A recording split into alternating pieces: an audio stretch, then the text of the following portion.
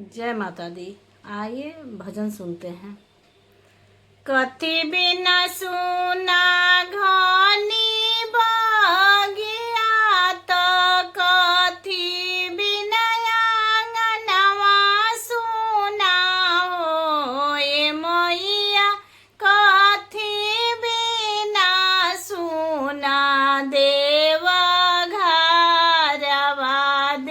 घरवा रौरा बिना ना भावे हो।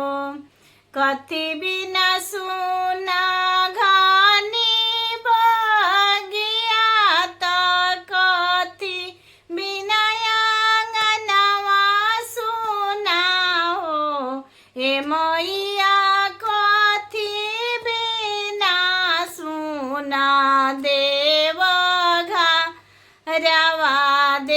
घरवा रौरा बिना ना भावे हो।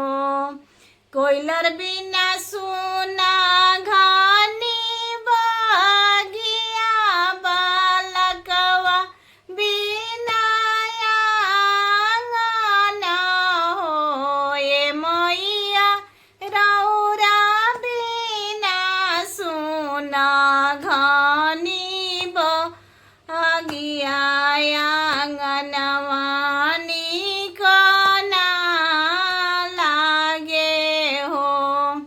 कोयलर बिना सुना घनी बगिया बालकवा बिना आंगन हो ए मैया, रौआ बिना सुना देव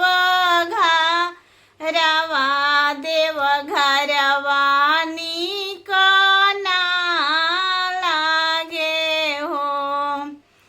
कोयलर ढूंढेली घनी बगिया बालकवा ढूंढे आचार हो ए मैया, रौआ ढूंढिले देव